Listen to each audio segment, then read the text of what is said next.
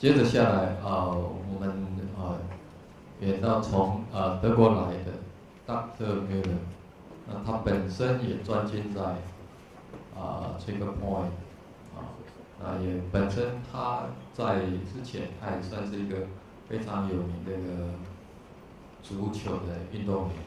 那他目前他是一个骨科专科医师，对 study 这方面也是非常有很多的经验。那我们现在现场就欢迎 Dr. Müller， 谢谢。Thank you very much. Thanks for having me. The interpreter is coming. Excellent.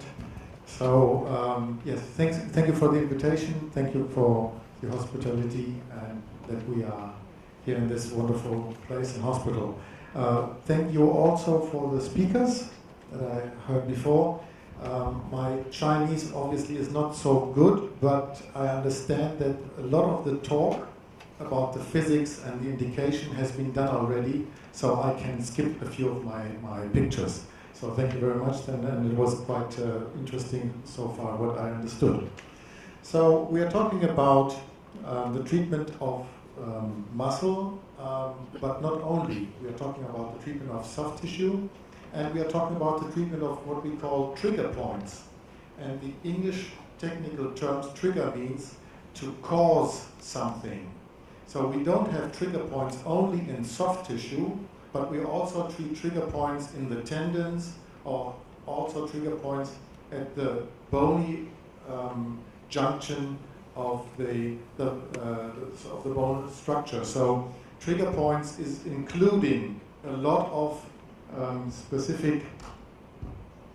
I will stop. So is including a lot of interesting and important points of our patients. OK， 那么我很简单的大概讲一下哈，我想大部分都听得懂。再加上我又不是医学背景哈，所以如果讲不对的话，各位多多包涵。那么他刚刚就讲说 trigger points 的话呢，它就是 trigger 的意思，就是造成某种状态的一个原因，这叫做 trigger。所以说它不仅仅是这个软组织的这个治疗，同时也是在这个骨骼的这个 junction 地方的一个治疗，包含了这个 tendon 的这样的治疗。所以它涵盖的是 muscle、soft tissue 以及这个 bone junction、tendon 这几块。So, but very often we think only of muscle, and I think the muscle trigger points are the most important ones. That's true, but it's not excluding other trigger points. 换句话说，肌肉的 trigger point 是最重要的，但是不能够排除掉其他的这个 trigger point。So I can make this very short. I just want to focus in the literal sense of this, what we have seen already, of the cigar shape of the focused energy that we are applying. So if we talk about the focus zone, it's not only a small two-dimensional spot, but it is a three-dimensional cigar shape, where we apply the energy. And if we have 10 millimeters written on the standoff, then we know that the center of the focus is then in 10 millimeters. But we also have focused energy from, I don't know why this happens, sorry, thick fingers maybe. So 6 to 8 millimeters in the distal direction, and also 6 to 8 millimeters in the closer direction where we have focused energy. 所以基本上的话，这个是一个 focus 的聚焦式的这个 energy。那不只是有2D， 它还是一个3D 的一个构造。因为如果你设定是10个 millimeter 的话，那么中间那一带10个 millimeter 之外，它是个雪茄形的，上下各有6到8个 millimeter。And we have a big advantage with the new shockwave devices that are available with the piezoelectric energy, that we don't put the energy only in a small spot, but we can even put it in a line, so we can have a linear source that is good for treating also tendons. 那现在用的是压电式的这样一个震波的话，不仅仅只有一个聚焦在一个点状的，而且还有一个线状 linear 的。So the linear therapy source, just another picture to make you understand how it is applied, and It is a focused energy, but not only on one spot, but on a line. 所以它是一个聚焦型的，但是它不是在点上，它是一条线的一个聚焦。And that's an advantage, of course, if we want to treat not only a spot, but like in Achilles tendinopathy, we want to treat a full area, a tendon, for example, or also a biceps tendon. 那比如说这个肱二头肌的，还有这个阿基里斯这边的话，如果用线性的话呢，它会涵盖整个线，而不只有一个点。The next picture I will skip because you have had so much about it, and of course you also had heard about this, so I make it not even short, I just skip that one. You also had a very nice picture about the bathtub. The lady was just brought in the bathtub. Here the lady is already in the bathtub. 那这几张他都跳过，因为刚刚陈教授已经讲过了，这个就是早期的碎石机。那么他已经躺在 bathtub 里头，刚刚那张还没躺下去。So this is where we're coming from. We are coming from the idea we want to destruct the kidney stone, and this is helpful for our patient. And fortunately, this has all been explained, so I really can make it briefly. This is Christian Chaussy from Munich. He was the first one to do the work, and then the very excellent publication in the Lancet in 1980. 那刚刚是1980年的慕尼黑的一个这个医生，他做了一个实验的照片。And also it has been explained about the acoustic impedance, so I will skip this as well. Also it has been explained that what we call focused shockwave is very much different from the physical features to what is sometimes also called radial shockwave, or in physical terms it would be better called pressure pulse. So there's a big difference between that, but this has also been pointed out.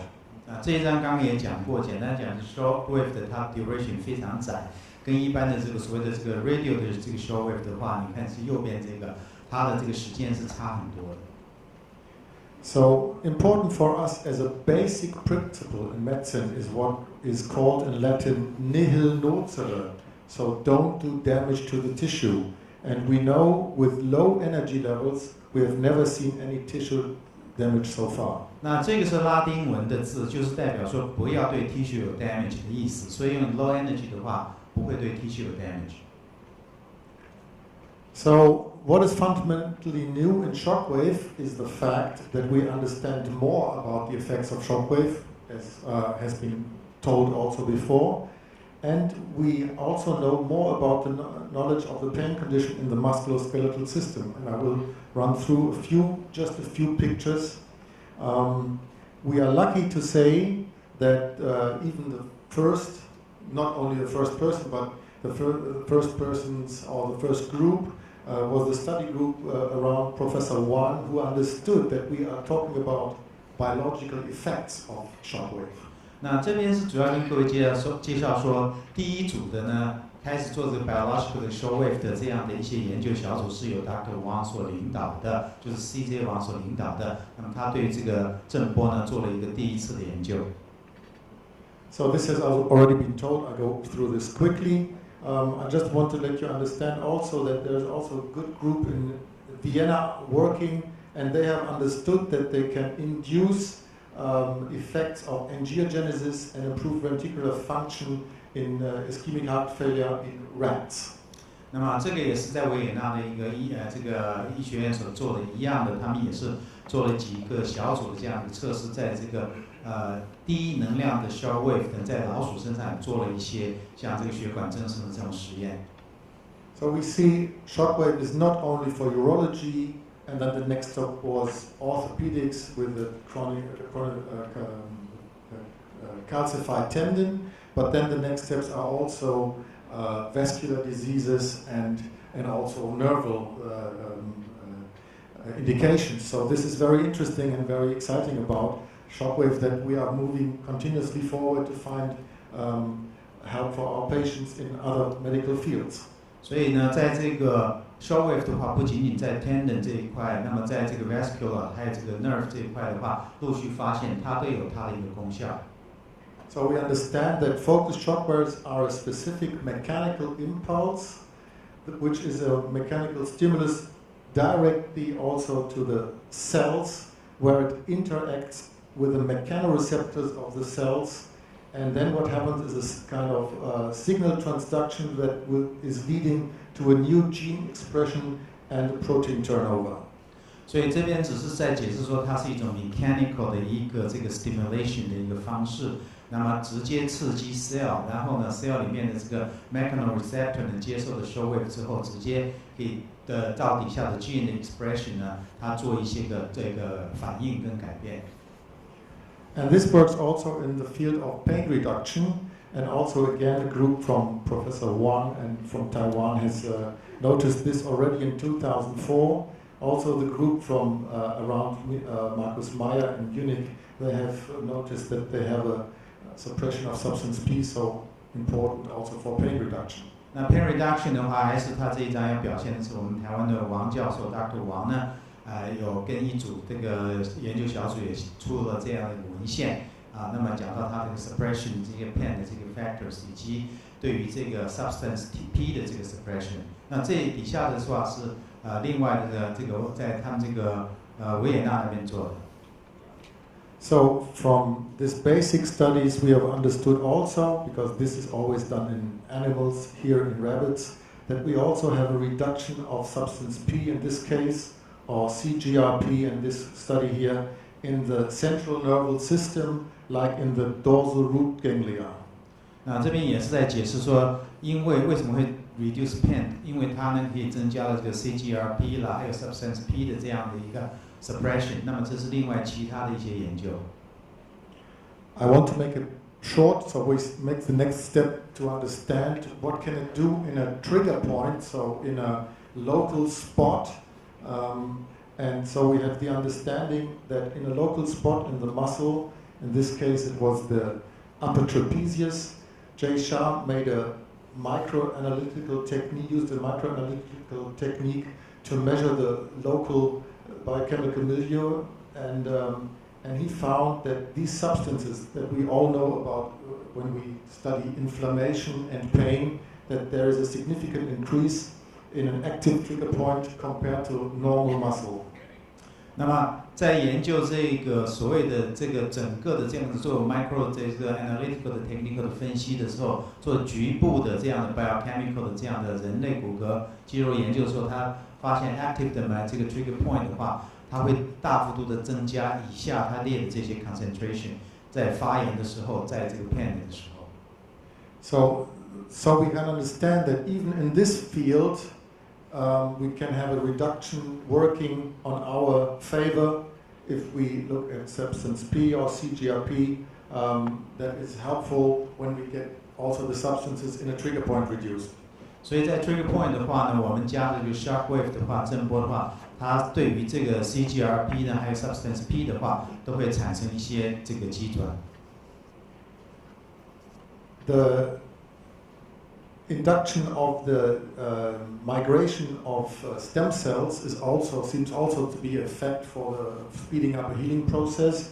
I will just show this very quickly. So a mechanical stimulus of shockwave seems to also induce what is called then a transendothelial migration from the stem cells into the target tissue, and this has been seen by some study from the medical group around Professor Bloch in Cologne.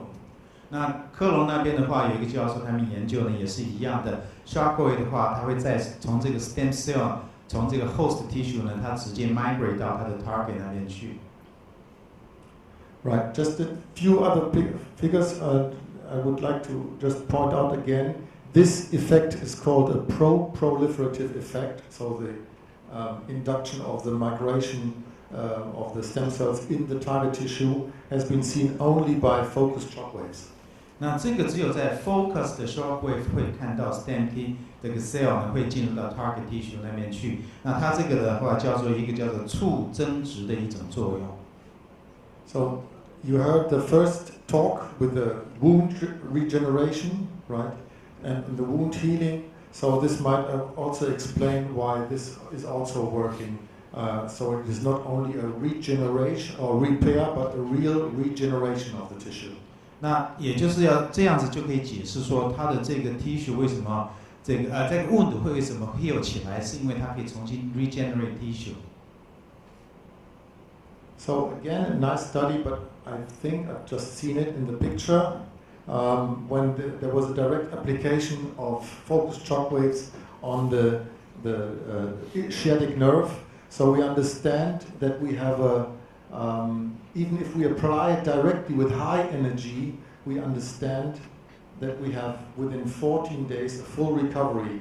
So we are not doing damage in the normal use, because these days it's very rare that somebody uses still very high energy for the treatment with shock waves. So we understand that this is not doing any damage to the peripheral nerves. 那刚才呢，陈教授也讲到那个 sciatic nerve 的部分，那这边也是一样讲这样的，就是说它甚至于在 high energy 的情况之下呢，都不会这个伤害到这样一个 nerve 的，就是它的 peripheral nerve 的部分。那有14天之后的话，慢慢都会恢复起来的。So this is important for you when you treat a patient, this information, because usually you try to reach a level, and this is also has been said already, the level that the patient will be able to take, so as maximum as he is able to take, which is very hardly a high energy level. And the first reaction of the patient is, oh, this is painful, maybe it is also dangerous, so that the doctor is doing some damage to the tissue. And by this information just given before, we don't know only by experience, but we also know by the knowledge of the science that it is not a dangerous method. 所以的话，在治疗的时候呢，病患会觉得有疼痛 painful 的感觉，那么他们会觉得说是不是有 damage 到他的 tissue 或者是 nerve。那刚才的那样的一个研究就证明说，甚至于在 high energy 的情况下都是不会的，何况我们一般加的都不会，很少是用 high energy。 Okay, so this is something we can take also as an information for our patients. So if we talk about the use of shock waves, of course we all know there are some standard indications, and the tennis elbow is a classical standard indication. We also know we don't treat only the elbow, but also the other part of the elbow. We treat the Achilles tendon, and we also treat the patella tendon in jumper's knee, or very often also all kinds of bursitis-like pain. 那这边就是刚刚大家都熟知的，它治疗的这个区域的话，除了网球肘以外，高尔夫球肘、阿基里斯肌、这个肌腱等等，那么这些都是可以用来做一个 shockwave 的。So how many people in the audience will use shockwave for tennis elbow? 那在座的有哪些人会用这个震波做这个tennis elbow 的？ I think most of you. 大部分。 Most of you will use. So this is not so new information. I just want to run through this quickly. But if you look in the guidelines from the German society, we are still working on the guidelines of the ISMST, but more or less they will be the same. So in the guidelines there's always quite a range from 2 to 10. It depends very often how many experts you are asked, and you get different ideas of what to use. But we have seen that people that use focused shockwave, they use frequency in 4 or 5 hertz.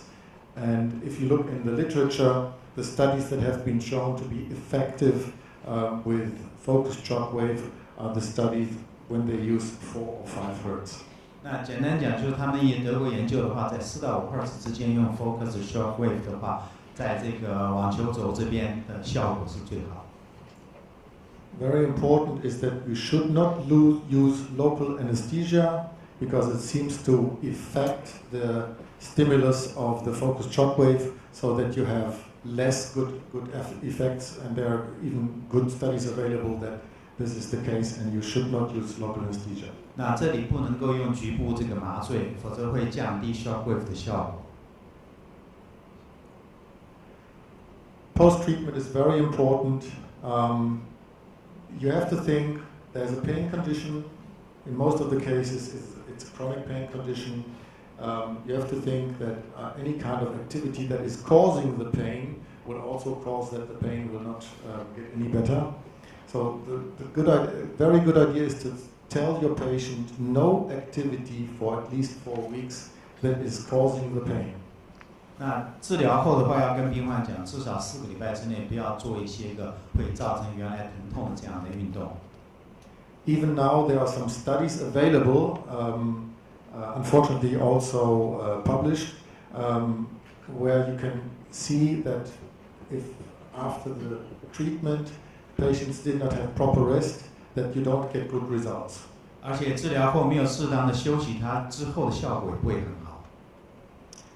Complications, you have to tell your patient, of course, that this can be painful not only during the procedure, but maybe also 1 or 2 days after the treatment. 那当然 complication 的话，它治疗之后1到2天还是会有疼痛的感觉，这个要跟病患解释。Hematoma is still on the complicating risk, but as we are not using so high energy levels as we used to have 10 years before, hematoma is almost not to be seen anymore in treatment of lateral epicondylitis. 那因为现在呢，我们是已经不用 high energy 的了，所以的话 hematoma 的这样的一个 complication 几乎都已经不见了，没有了。Right, so now we're getting closer to the talk I want to do, and I'm a little bit more specialized in. I want to step forward that we understand that there is a functional unit with the joint, including tendon and muscle. And there is this is very much known since many years by the dentist, because they have understood if we treat only the joint or the teeth, and the patient is suffering from what is called TMJ, temporomandibular joint dysfunction, we are not getting on well enough. 那么接着呢，那么 Dr. Müller 要解释的就是说 ，muscle 跟 tendon 跟 joint 的话是整个是要一体来看的。那么这个概念的话，很久以前是牙医师呢，他们就发现到的，如果你只治疗这个 joint 的部分的话，会造成所谓的他刚刚讲的 TMJ 的这样的一个问题出来，对于这个病患来讲。So that's the reason why this gentleman, he is he's a dentist in Zurich in Switzerland, why he has used the technical term of myoarthropathy, which is including joint, tendon and muscle. 那这是一个瑞士的一个牙医师哈，他把这样的一个名词自己创造出来的，就是这个 myo 就是 muscle 的部分，以及它这个关节的这个部分呢，肌肉关节的部分，把它联合起来变一个字，就是强调 muscle、tendon 跟 joint 都要一起考虑。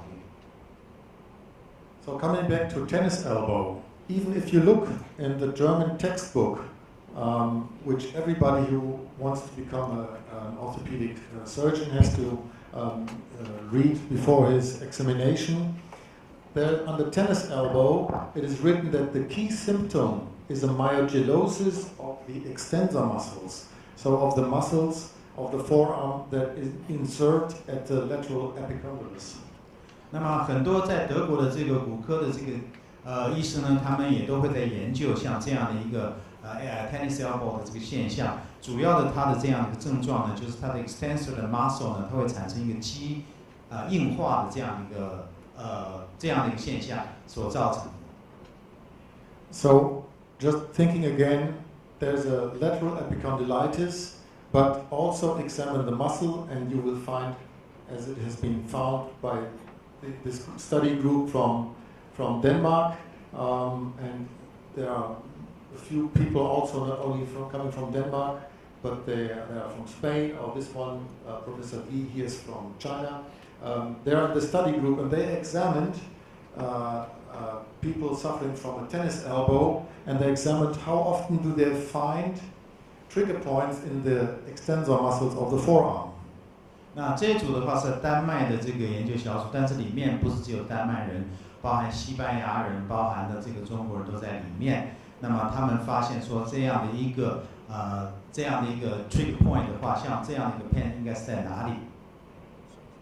So this is quite a high number actually. I don't know if you would have expected such a high number of many active trigger points, which means if we use the technical term of an active trigger point, that if you put a proper stimulus on this trigger point, you will elicit a pain that the patient will recognize. So they find a lot of active trigger points in the extensor muscles of the forearm.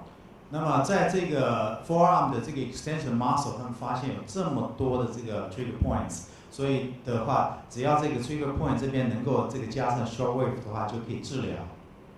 And the typical features are also that if you do a proper stimulus, then you also have a kind of radiation of the pain, which we call referred pain.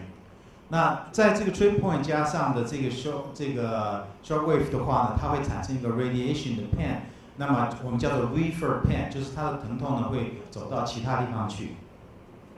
So, just thinking again of what we just mentioned before as a functional unit, and I would ask, we have 2 chairs, right, to come in, because I would like to do a demo, and also the table, please, already prepare that, please. So I want to point out, in a normal muscle, this is of course just a drawing, in a normal muscle we have certain forces at the end of the muscle, and this would be the normal muscle as it looks like. And if we have trigger points which are a local shortening of the muscle, we will have more forces, more stretching forces on the tendon. We will have an enthesiopathic shortened tendon and a thickened tendon, and we also have these typical enthesiopathic changes at the attachment, at the bony attachment. 那这边的话，它是这个指的是 normal 的 muscle 的结构在上面那边，那左右当然有一个 force 把它撑在那边，那它是比较长的，那么它的 tendon 呢就是应该是黑色的那一条线。那么有 trigger point 的话呢，它的这个 muscle 呢会缩短，然后它的这个 tendon 呢就会比较被拉长。那么像右边那边呢，它就有这样的一个 pain 出来。So this is how we can explain on different parts. It's not only this part, but also the other part of the attachment. You can have actually mechanical stress that is causing a pain condition, and that would lead us not to treat only, and this is important, only here, where the patient will feel most of the pain, but also that we have a look in the muscle as it is explained by the study we've just seen before. 因此的话呢，你如果呢有 tendon 的 pain 的话呢，是因为这样的一个情况造成的，所以不是只有治疗 tendon 的那个痛的那个地方 ，muscle 的这边也要考虑进去，就是刚刚讲的 muscle tendon 跟 joint 都要一起考虑。Right. So, and that's the reason why I think usually if I go wherever in Germany, Italy, Bangkok, I find somebody who I will ask if he is suffering from a lateral epicondylitis, or if he has been suffering from epicondylitis, and I find a candidate in the audience. 那么他说他到任何地方去呢，他如果说有谁有这样的一种网球肘这样疼痛的现象，他发现很多在座的人多少都会找到一些现场就有。So I have already one candidate. He asked me before already, but you know, if you want to queue up, that's okay. So can you come forward, please? And we will do some demonstration, and I will just demonstrate my approach to this pain condition. And in this case, he has. Can you sit here? It's the right or the left hand? Sorry, left hand. Yeah, we put the table a little bit in front, and then we go around. Can you prepare this one with 1 centimeter? Not the linear source, where he has this painful spot. You can hear it. Okay. But we also think, what tendon is going here? And what tendon? Where is the muscle belly of the tendon, where we very often find some painful spots and some shortening? So, of course, I will treat the painful area, and I know I will speed up the healing process. This is, of course, but my idea of treating a patient will not finish here. So it includes also the functional unit, like the tendons as well, and also the muscle. 所以就像他刚刚讲，他不会只治疗那个 tendon 部位，那个 muscle 那边也会，就是刚刚讲的整个 functional unit， 他都会去这个做治疗。one very important step is, of course, the first step. And the first step is after the examination, if I want to use the shockwave, I have to think, how deep do I want to travel? So 最重要的第一部分的话，你知道要用 shock wave 的话呢，你要想说要多深入，那个深度要多少？ And very important, of course, is then the standoff that I will apply. And how deep, now we discuss a little bit, please. How deep do you think I have to travel if I'm here? So you are the expert.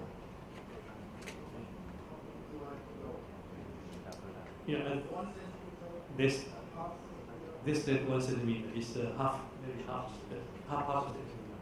Everybody agrees? I agree as 同 well. 意吗？就是 1 centimeter。 Right? So 1 centimeter might even be too much. 也许是太多了，但是呢，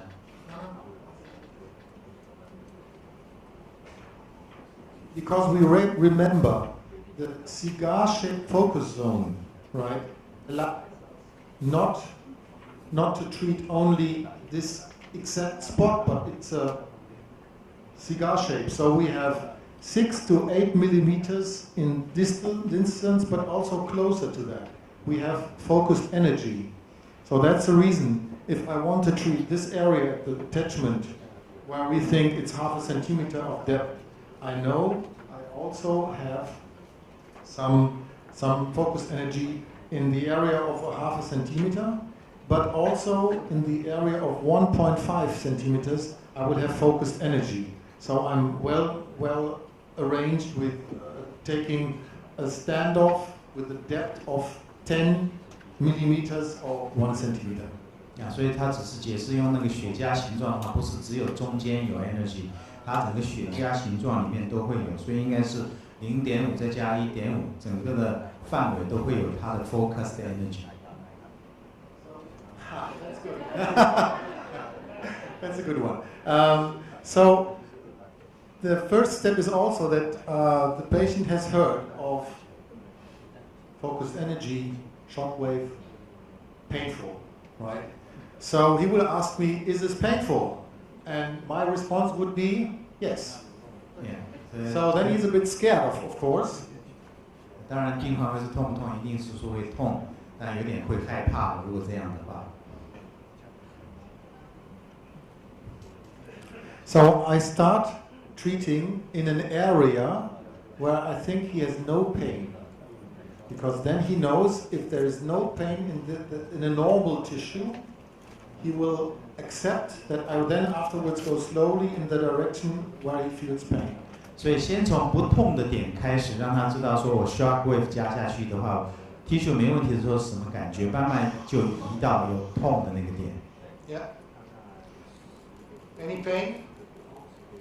So now I have intensity level. Can you hear me? Okay. Should be alright then. Okay. Now I have intensity level 10. Intensity 加到10。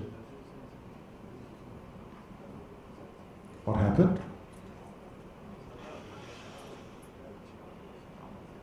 I think that was my fault.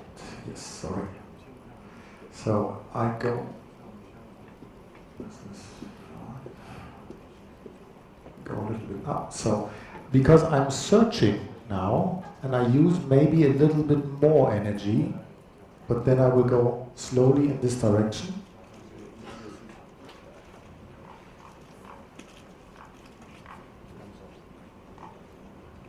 Is this connected? 那个没接上。 Can you look if the foot piece is connected, please? 那个踏脚的那个有没有接？好像没接上。 So I'm now coming closer. 慢慢接近，有一点痛。 So now I need his reaction. Thank you. And I need his response, his feedback. That's a technical term. So continuously I would ask him, is there now some pain? And some pain? Some pain. Is it the pain you recognize? Yes. So this is the most important information, that you go to a spot where the patient would say, oh, this is exactly my pain, right? The pain. Your pain, right? Not the pain. 他现在就是很重要的要问病患，就是知道说痛的那一点是真正在哪里。Right to the spot. Right. Can you take it, or is it too much? I can take it. Right. So I'm an evil person. If he says it's okay, I just go as much as he would take. 尽量往上加。He should say it's painful, but I can take it. So this is just the right dose. On the spot? Yeah. So you would say this is exactly the spot you want? Yes. Okay. So you see, I will treat the area where he points me, but I will also have in mind what structures will insert here in this area. So what tendon is there and what muscle? 所以刚刚讲，还有除了 tendon， 还有那一整条的 muscle， 它到时候都会往上去治疗。So in his case, we don't have at the attachment of the lateral epicondylus, the pain condition, but here. 不是网球肘的那个区域，但是是在下面，在手腕那一带。So it may be that it is only something very local, because he fell, of course, but, and I will treat this with, let's say, 600 to 800 impulses, because it's the bony structure. So this is more or less my protocol. I treat bony structure, tendon with 600 to 800 impulses on this spot. 在那个 spot， 如果是做骨骼的话，他的习惯是用600到800 impulse。 Yeah. Okay. So, and then I would think, okay, maybe this is also due to some overuse because he fell, due to some tendon problem, and also maybe something in the muscle tissue. So, by the knowledge of where the muscle belly is, I would go in this area. 那因为他可能是跌倒的关系，那么过度用了 tendon， 所以会造成这样的痛。那么同时它连接到上面的 muscle。 No pain. No pain so far. But I had tennis elbow left side.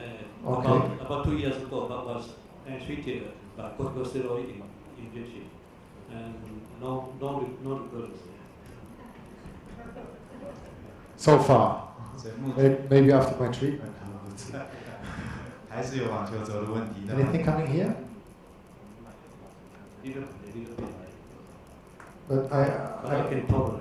Right. So there's a painful spot here. Yeah. Right. So I need now your feedback. I need that you continuously would tell me, oh, this is something, maybe kind of feeling of electricity.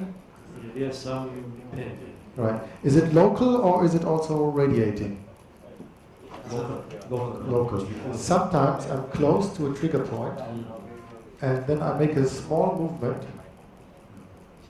and then maybe you tell me that I'm moving more on the painful spot or away from it. So I have to Steer on the painful spot. Yeah. Okay, so Steer. And maybe now you have some radiation, or is it local? Steer local. Local, okay. But is it a pain you recognize, maybe from the tennis elbow you had 2 years ago, or is it just a local pain? Just a local pain. Yeah, but that's it, the case. So we have a painful spot, but no recognition and no referral of pain. But let me move this way. 目前他没有 refer 的 pain， 都是在 local 的地方。 Anything here? Yeah, just feel little pain. Right, but just local and just little. Local. Yeah. So by the direction on where he had most of the painful spot, I would think it can be the extensor carpi ulnaris muscle. More pain, here. more pain. Right. Local or some referral? I didn't refer to the little finger. Right, so this goes down the finger, Yeah. but it's nothing you recognize. Right. So of course the best thing would be that he would then recognize, oh, this is exactly what I feel, or this is pain I know. But if I find some painful spot, because I can compare it to the normal tissue, any pain here? Yeah. Oh, there's also pain here. Yeah, very oh, so on very, occasion. very more pain. Too much, right? Too much, yeah, yeah. Okay, so maybe it's here then. Is it radiating or is it local? It is radiating to the finger. Yeah. So these are some informations you have to collect from your patient, and if it corresponds perfectly to what you're thinking, good. But if not, then you still think, oh, maybe it's not the right one, or maybe this is a latent. So it's a trigger point with not a recognition, but still a trigger point where you have this shortening of the muscle. Something here? This pain, it's not so painful. Not so painful. Yeah. Right, so, but I just go again on the other spot. Maybe something here. Have you treated yourself with laser, you said, right? Mm-hmm. But local treatment. I just go a little bit downwards. More pain here. Right, okay. Too much? Still tolerable. Still tolerable. But that's how it should be. That he would say, okay, it's pain, but I can tolerate it. So that's acceptable. Is it only local or is it referring? It is related to the wrist. It runs a bit to the wrist. To the wrist, yeah. Right. So maybe this is something a bit closer to, it could also be tendon. You see, to distinguish this exactly one-on-one, because there are so many muscles and there are so many tendons, is not so easy. So you have a big advantage using the focused shockwave, because you will actually find these painful spots and you can reach them. Now, if we are able to distinguish all the different tissues and tissue layers and muscle layers we have here, and tendon layers, is not so easy. It is more important to find the painful spots. 所以用这样 focus 的 shockwave 的话，比较容易区分出，因为很多 tendon 跟 muscle 在那一区。Can tolerate? Can tolerate, yeah. 还可以忍受。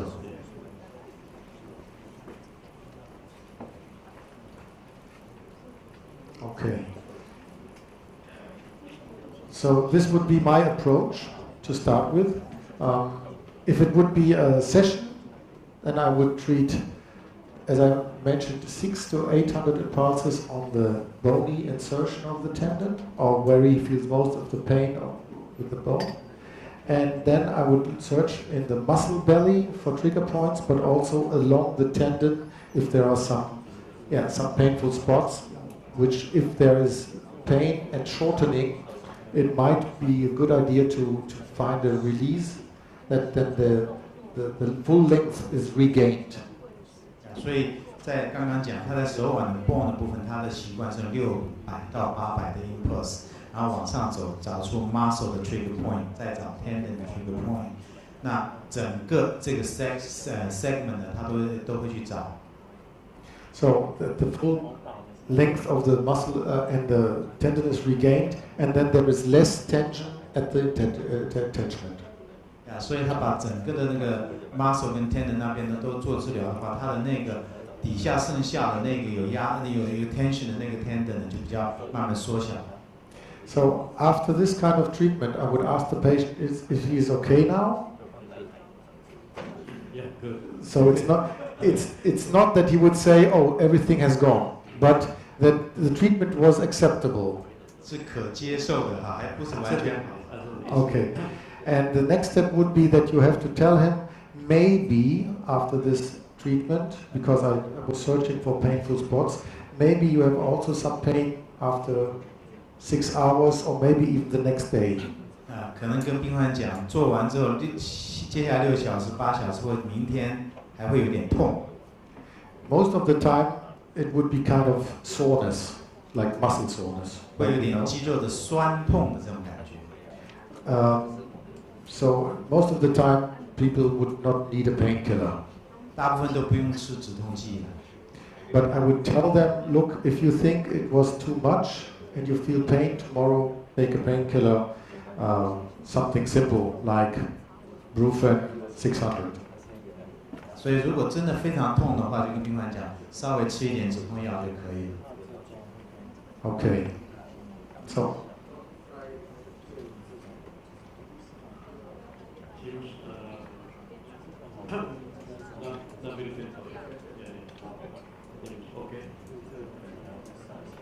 Yeah.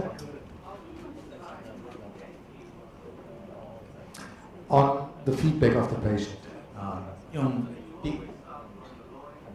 No, because I'm searching, I know this. So I start with a kind of middle to low energy. My starting point, if you remember, was where I went to the tissue where he has no pain. So with no painful spot in the focus, I can start with higher energy, so I can detect also, because then starting, then he would say, oh, no pain, and he's also comfortable because he recognizes no pain when there is no painful spot. And then you move slowly, and then you get a reaction. If you have too little pain, too little energy, too low energy, then you might miss a painful spot. So come from a higher level and tell your patient, if you feel something, tell me, I can reduce immediately. 所以他说开始的时候可以用比较中的 level 的 energy， 先做 no pain spot， 然后移到有 pain 的 spot。如果他受不了，再跟他 feedback 回来，再降低他的 energy。 So the communication with the patient is very important. That also when I hit a painful spot, that I ask him, am I on the spot? Yes. Is it radiating? Yes or no? Do you recognize the pain? Yes or no? But you still want to hit that painful spot that might be a latent and a shortening in the latent trigger point and a shortening in the muscle tendon unit. 所以他要找到这个 pain spot 哈，看看它是 local 的，还是它是一种往外的 radiating 的这个方式。主要是要让病患 feedback 找出来，他认知到就是原来那个 pain spot 那个痛点。If the patient responds with, oh, yes, it's radiating, what else will you do? Then you just stay on that spot and you use this information, because the most important information is what the patient tells you. If this is something that is also relying to his pain condition, so which is a part of his pain condition. 所以他等于是，如果说跟他讲是 radiation 的痛的话，他说你还是停留在那个 pain spot， 但是他那个 information 是很有用的，你可以去做他这样的一个 pain 的一个分析。So this is important, you don't stop only where he is indicating and where it is, let's say, obvious, but you also think of the functional unit and then you try to get more information. In his case, I think it's the most important thing is not the muscle trigger point. I think the most important thing is because he might have small hematoma that is pressing here and still causing some pain condition. But this is also a good idea to treat that, right? So this is, I would not exclude anything. 所以整个 functional unit 都要去看，但是最主要的还是他原来的手腕那一带。那他说有可能那个 pain 一个小的这个 hematoma 所造成的有可能，但是他说整体都要看，主要还是看他手腕一开始的地方。Right. Okay. Danke sehr. Ja, bitteschön. My pleasure.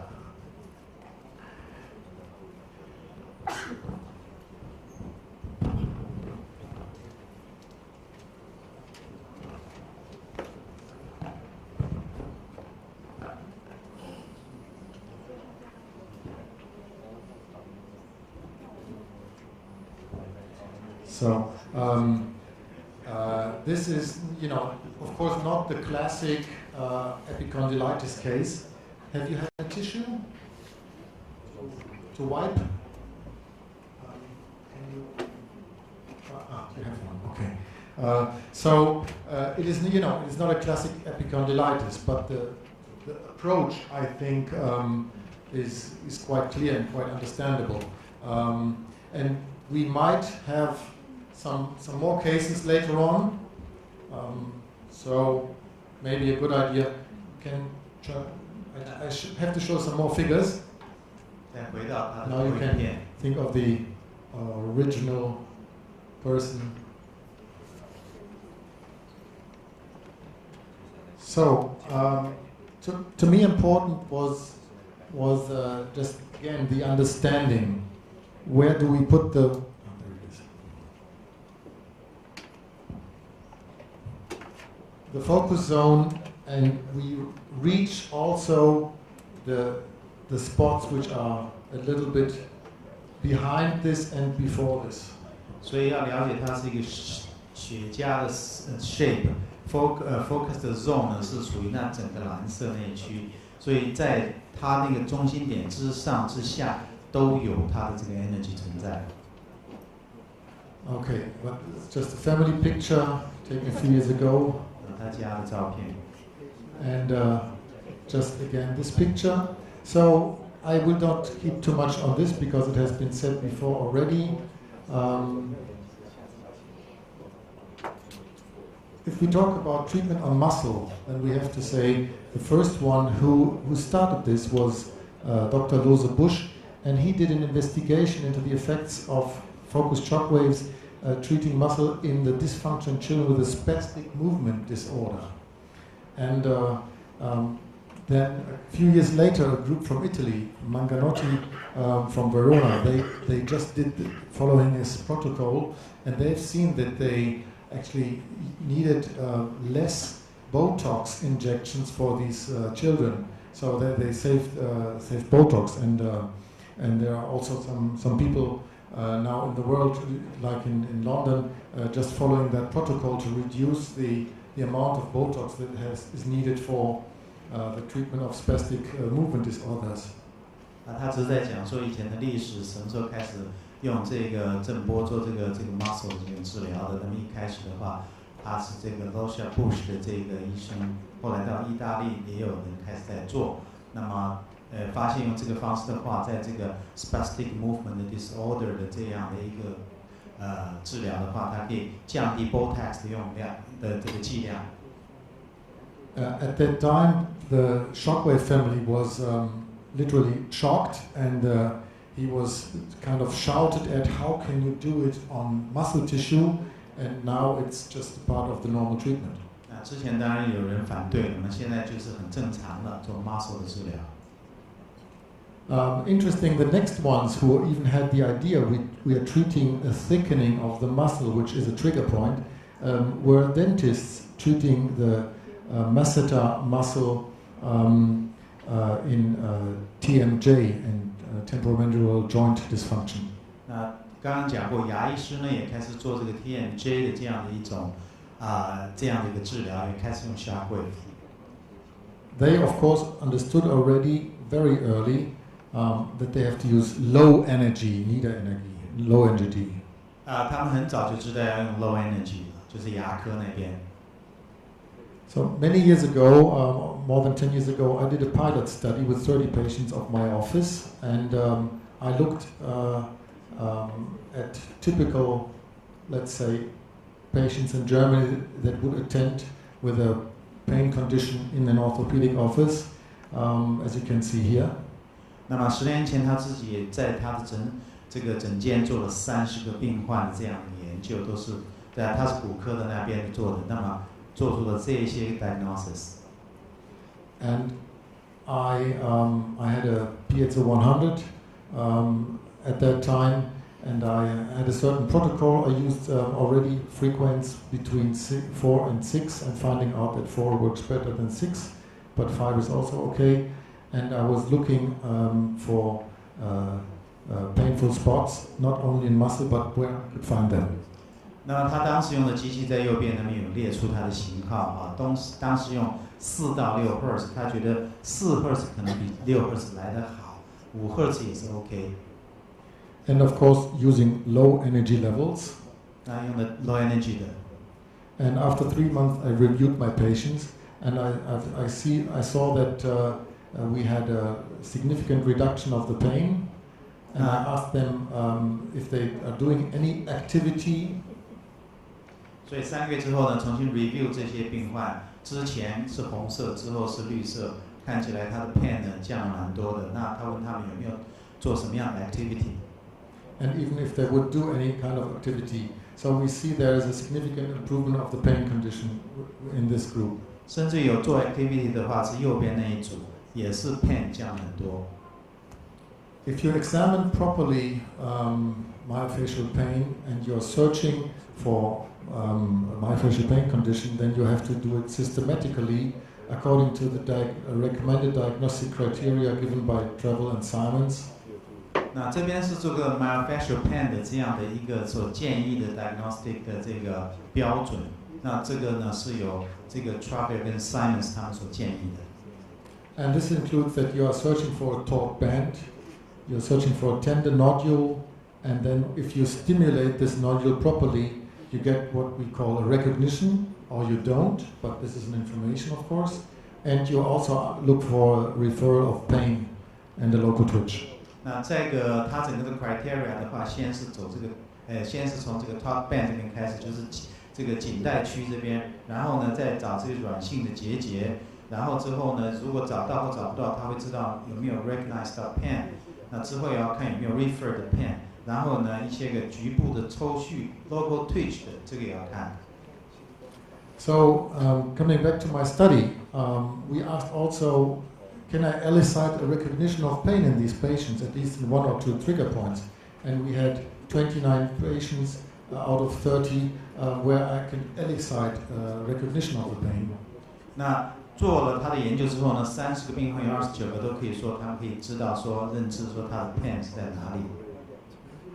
And the same with the referral of pain, 29 out of 30 I could elicit a referral of pain. 那一样的有 refer pain 的29个人说他们也有发现有 refer 的 pain。So important was for us that we were able to detect these trigger points more accurately using focused shock waves and also to treat them successfully. 那重点就是说呢，用这个 focused shock wave 的话，可以更精准的找到它的这一个 trigger point， 以及呢这个治疗的会比较更精准一点。So this is of course something that will open new perspectives. We will be able to provide reproducible and reliable data of myofascial pain in studies that will be done in the future. This opens new horizons and this is also very important not only for the doctors but even more for the patient, that we have a better understanding of patient's complaint for the therapist and the patient himself. 那简单讲就是展开了一个新的一个局面了。myofascial pain 的研究的话，用这样的方式收集的资料，未来会更为精准、更为好。那么对于病患的理解也更多，那么同时病患自己也理解的更多。Right. Can I ask that we can get the lights here in front a little bit down, please? Is that possible? 舞台上的灯，他说可不可以关暗一点 But I think we can see what I mean. 他就是看的会这两个对比会比较清楚。So I had the opportunity to join a group, a research group in Munich, and they did MRI scans for detecting myofascial trigger points, which has not done before. So the big problem with muscle is that we don't get good, reliable data in the imaging pictures. So we know this if we look only at muscle with an ultrasound scan, even high definition ultrasound scan, they don't give us the good information we really want to have. If we use MRI scan, we have to use at least 3 Tesla MRI, and we have to adjust it properly to find or to let's say to examine muscle tissue. So, but this has been done by Professor Ertel Wagner from Munich, together with a neurological doctor, so they have marked in the trapezius muscle, the upper trapezius, and they found where the mark of the clinical examination has been put. Under that, they found this structure. It's not perfectly to be seen, but it looks a little bit like a, let's say, like a lying 8, or like a fancy sunglasses. Okay, can you follow me? 那他这边主要展示就是说之前用这个 ultrasound 的这样的一个方式，或者是一般的这个 MRI 的方式，得到的 muscle 的资料都不会非常的精细或者清楚。那么他现在呢是来证明说，之前之后用的这样的一个 shockwave 的话，再加上3个 Tesla 的 MRT 的这样的一个 MRI 的话，它会有怎么样的一个清晰的这个影像。So this is a pilot study, so they still need more data, but this is the idea. If you look properly into muscle tissue and you examine it properly, even with imaging pictures, then you find something. Afterwards, of course, you have to discuss what you find. So I had the possibility to treat one of the persons that have been examined by MRI scan, and then we had the possibility, because one patient didn't show up in the study line, so we had the possibility to squeeze the patient in the MRI scan queue, and 45 minutes, about 40 minutes after the treatment, we did the shockwave treatment done from myself. We did an MRI scan again, and we have seen this here.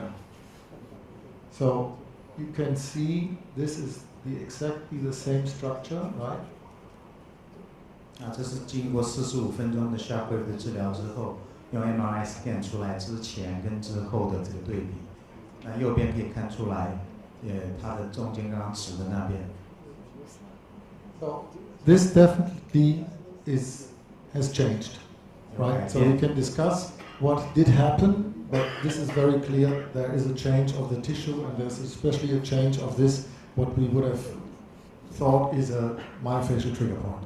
那这边的话 ，tissue 有明显的改变，他认为这个应该就是 myofascial 的 trigger point。So interesting is the fact that we have a very early effect of the shockwave, because in most of the cases, if we talk about calcified tendon, when would we see an effect in the imaging pictures, like a diminishing of the calcified structure? We would think of months, wouldn't we? Right?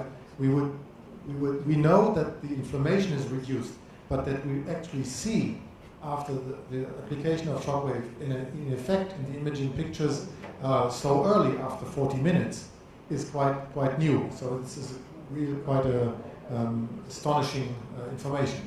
当然，他是说之前的话要找到这样的现象，这种所谓的这种钙化的 tendon 的现象的话，要花好几个月，也许有可能。那这样是45分钟以后，他就看到很明显的一个 change。So this is what we have to keep in mind, and I'm absolutely certain within the next years there will be more and more studies on this, and more also we'll get more clinical experience on this. But the experience we have is that we have as we have it in other cases, we have a reduction of the pain, and we can work also on this. And I'm absolutely certain if we get more doctors in more universities interested in this matter, we will get more information about it. 所以简单讲，就是未来这样的一个实验研究会越来越多，然后会得到更好效果。The biggest problem with muscle studies is that we have a lack of reproducible data. This is a big difficulty. 最大的研究 muscle 的困难就是没有办法取得 reproducible 的这些 data。Okay, this was just an out view. We just step back. I mean, everybody who is using focused shockwave since a while and has access to patients who are suffering from shoulder patients, everybody has had a similar picture, of course, and we know that we can work on this. But if we think that we are destructing this calcified structure, we are totally wrong. We all know that. And it's also good that we are not doing any destruction, because we have no kidney renal system that would transport away out of the body the debris of that calcified structure. 这边是讲到等于是这个肩部部分的 calcified tendon 的话呢，他说我们不需要在这个重新的把它等于说是 destructure 它。那因为我们在 kidney 那边你 destructure 的它的话呢，你没有办法把它的那个残渣 debris 排除掉。同样的，在这边用这个方式的话，就可以不需要 destruct 这个 shoulder 的地方。So we know what actually is doing the job is the induction of the desorption or reabsorption of the calculus, and more important for the patient is that we also reduce the inflammatory reaction around this calculus, which will diminish the pain condition. So we have this typical, as an indication, acute and chronic pain condition, and we have some absolutely contraindications for the treatment with focused shock waves. We have heard before, I'm certain, so I will skip this. And with the calcified tendinitis, we also use low to middle energy levels. We are not using high energy levels anymore, and the frequency is between 2 and 10, but most of the cases is people that use focused shock waves and have successful studies, they use the frequency of 4 or 5 hertz. 那这边的话呢，简单讲，它的重点就是说，这个钙化的 tendinitis 的话，它以前的经验是 frequency 4到5个 hertz 是效果最好。So this is not the only shoulder problem you can treat. I did a research with the sports medical department of my hometown in Münster, in Germany, with 60 patients suffering from a shoulder pain condition, and these patients have been examined by an independent doctor, an orthopedic surgeon specialized in shoulder surgery from the orthopedic department, and he has found these typical diagnoses of impingement syndrome, biceps tendinitis, ACG arthrosis, omarthrosis, tendinosis calcarea, and so on. So these are the typical diagnoses you see. Quite leading is the impingement syndrome as a good name for shoulder pain. And I looked at the same group of the patients independently. How often do I find myofascial trigger points and in what muscle? 这边是他做了60个 shoulder pain， 在他的家乡那边做的这个跟运动，就是他没有做运动这些60个人的他的 shoulder pain 做出来的一个分析的一个结果是，展现出来是这60个人里面呢，找到的 myofascial 的 trigger point 大概的这个情况是什么样 ？So you see, the leading muscle is infraspinatus and biceps. They have many trigger points. In more than 80% of these sports people, they were suffering from that condition. But also the rhomboids, levatoscapulae, and even subscapularis had trigger points. 那简单讲，他 trigger point 找到的就是刚刚那张图，这些都是运动员的。So on this group, we did a diagnostic approach, but also a treatment approach. We divided them. 30 patients have been in a control group with no treatment, and 30 patients have been treated with 4 shock waves 4 times and once a week. 他把这60个人分成2组，一个是 control 组，一个是治疗组。那么治疗组用 shock wave 来做他的治疗，然后做一个比对。So the groups were very similar, and we excluded patients suffering from a luxation or a severe joint stiffness. 那这2组的属性都差不多，可是它排除掉 luxation 跟 joint stiffness 的这样情况的人，这个病患。So interestingly enough, we did the diagnostic approach, looking what do we find when we simply palpate these painful spots, and what do we find if we use also shockwave. 那他把它分成2块，一块的话是用 palpation 的触诊的方式来发现它的这个 pain 在什么地方，另外一个是用 shockwave 在右边。So in the infraspinatus muscle, we find by simple palpation very often also some recognition, but we find more often if we use focused shockwave a recognition of the pain which is exact and typical.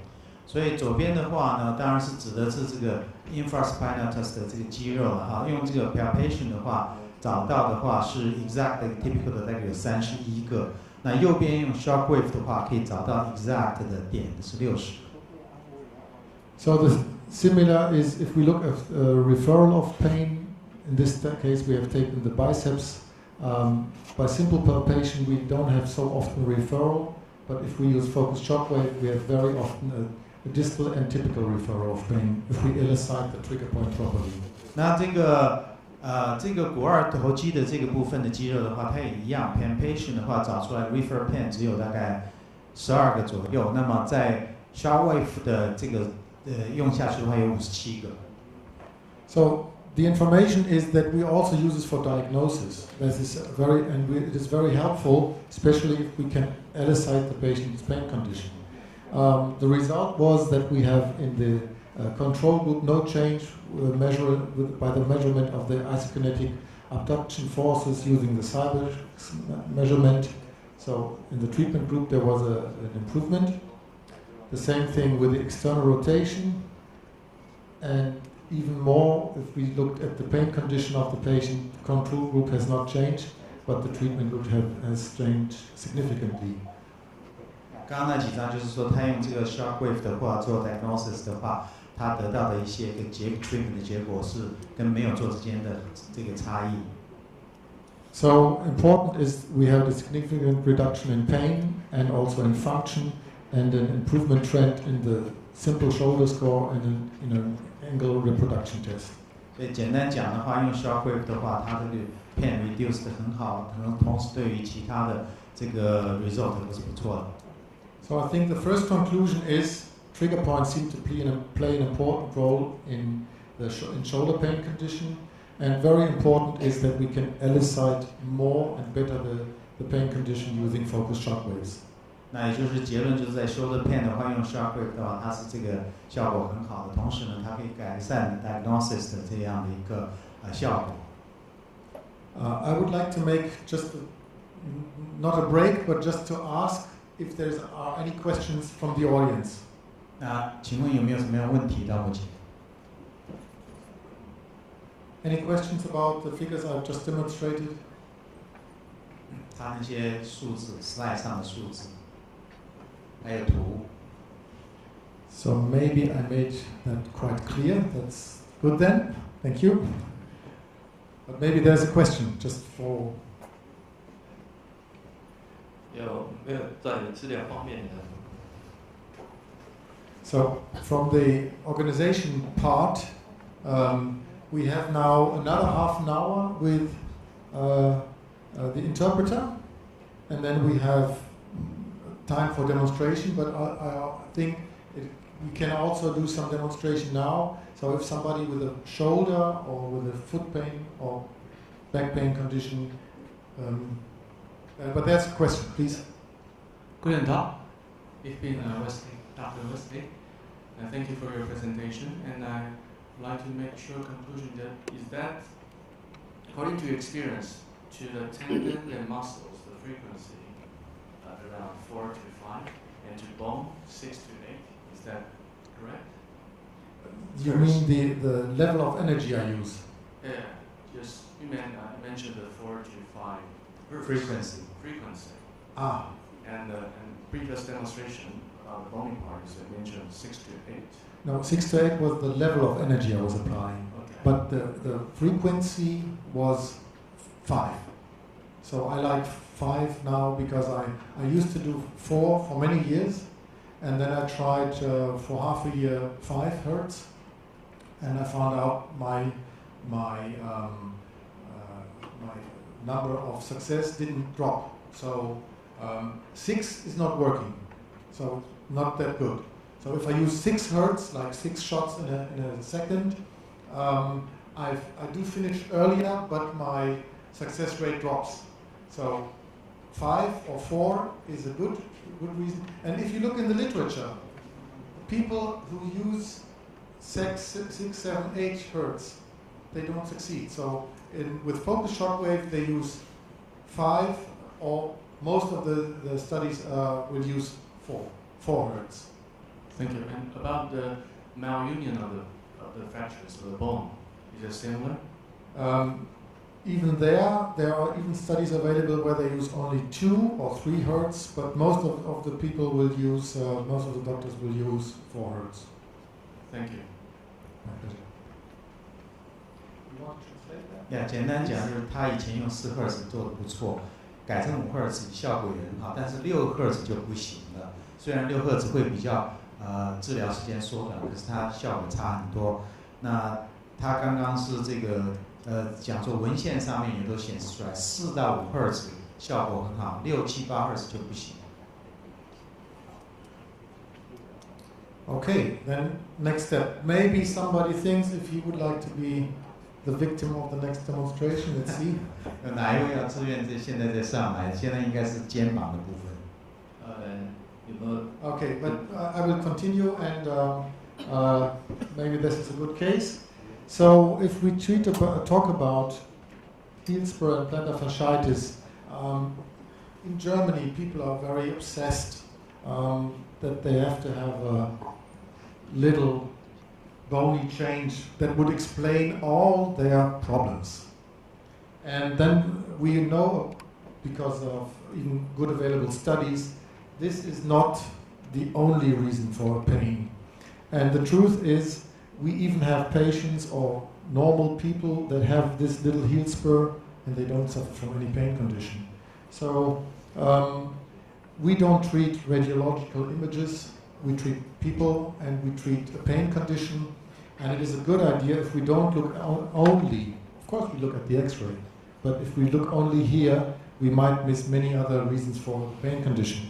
So of course we will treat an area where there is where the pain is felt by the patient, but also we will treat other structures. So we know this also by the knowledge from the studies, because now a heel spur is always in the ICD, in the international ICD-10, in the international coding system for diagnosis, is always together.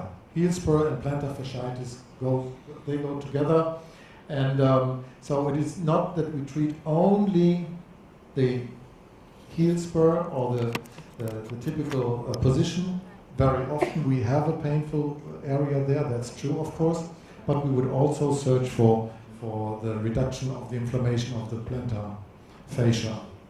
所以简单讲的话 heel spur 这边的话，它不是只治疗 heel spur 的那个位置，那同时他们会整个 structure 都会去寻找，就是在这个整个的这个足底的这个筋膜炎呢，它会整个structure 都会去找，不是只 focus 在那一个 heel spur 的那一点而已。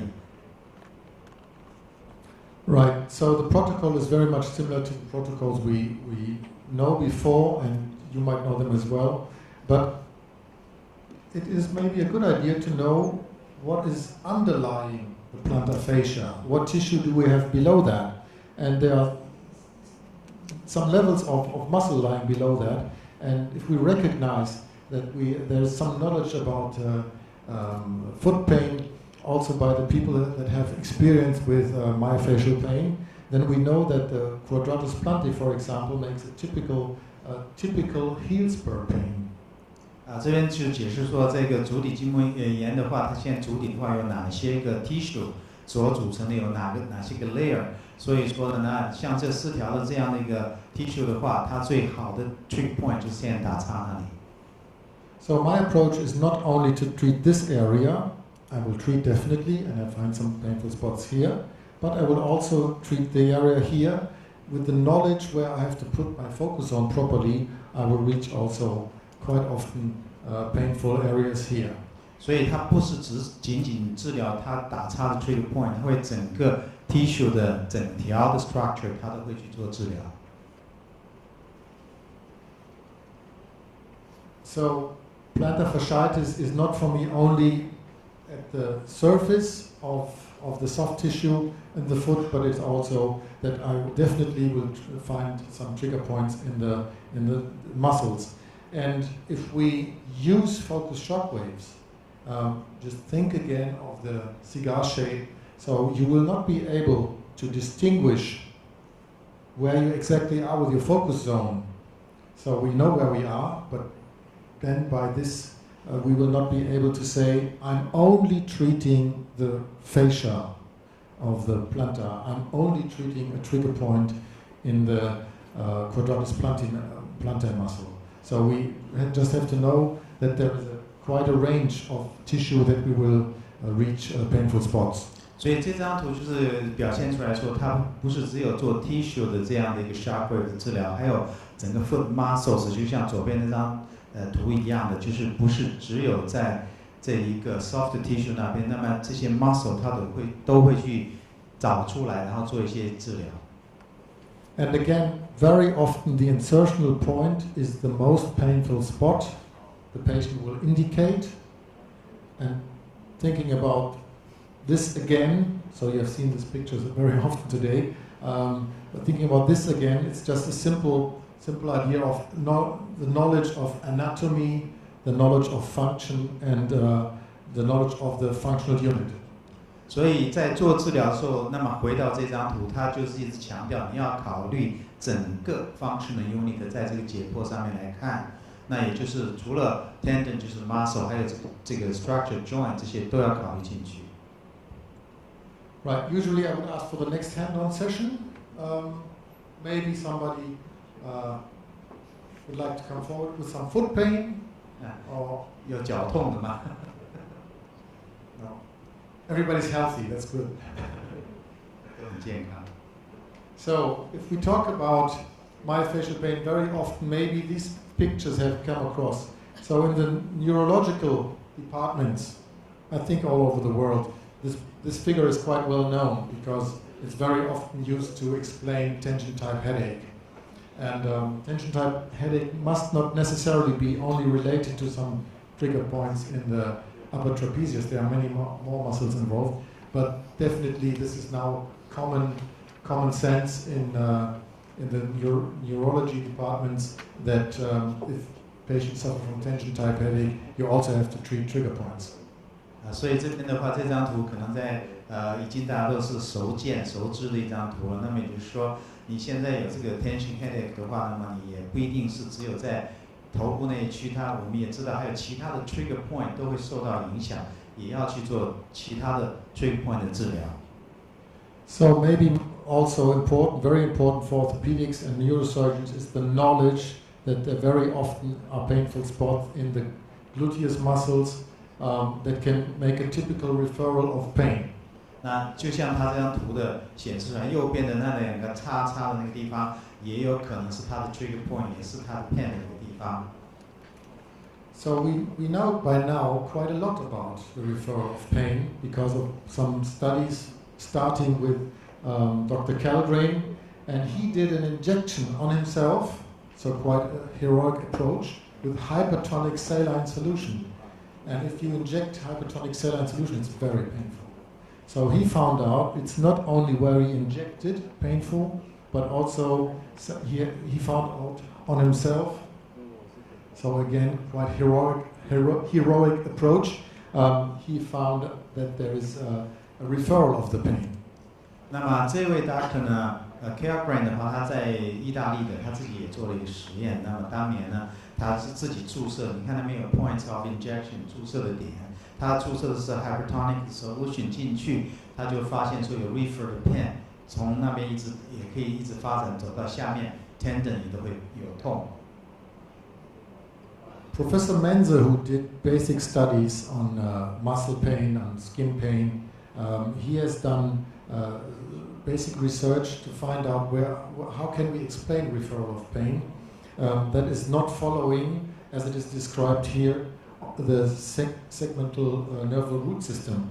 So he has found that we can explain that a pain that is in the soleus muscle, that is usually mediated by the neurons in the segments L5, S1, they can cause a pain that are referred in the sacroiliac joint, and this pain is usually mediated by the neurons of the segments S2, S4. 那么这张也是一个这个 doctor 所做的一个研究，他发现在底下那边的这个 segment 的这个就是 L5 到 S1 的这个 neurons 这边的局部的 pain 呢，它会发展到往上去，变成一个 refer pain， 在这个 S1 的 joint 那边的，它也是变成那边的 neurons 的话 ，S2 到 S4 也会有痛。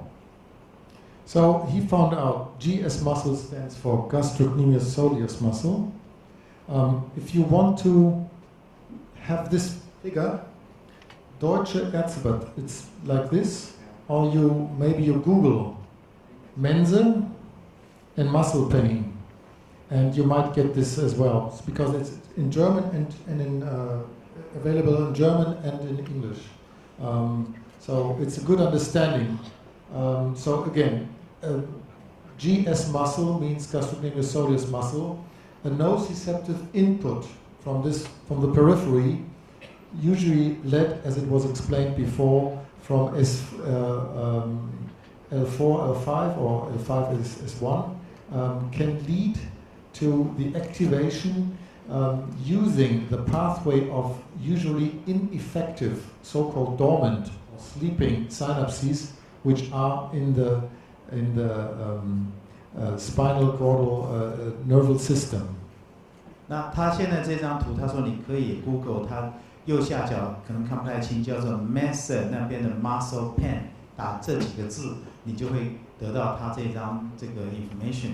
它主要是解释在这个 peripheral 的 nerve 末梢神经那边的这个 GS muscle 的这个有 lesion 的这样的一个情况，它的 pain 会走到 GS nerve， 走到它的 spine 的那个地方，那么走到主要是 L5 那边，通常是它是 dormant， 就是说它是一个休眠状态的 synapses 那边去。So since the 60s, we know that at this level there are many of these so-called ineffective synapses, but the activation of these synapses makes it that we have a pain that usually is led or mediated by L5, S1, can also appear in an area which is usually innervated by S2, S4. 所以他们发现说，如果是那些休眠的这些 synapses 的呢，如果把它 activate 起来的话，它的 pain 就会 refer 从 L5、S1 那边走到 下 S2 到 S4 的那边的 segments。This is very important because then we have a better understanding of the patient's pain condition. And Janet Travell, personally, she did a lot of examinations of patients, and she found what we call trigger point pain patterns, not necessarily 100% always like this, but very good reproducible if you use proper methods.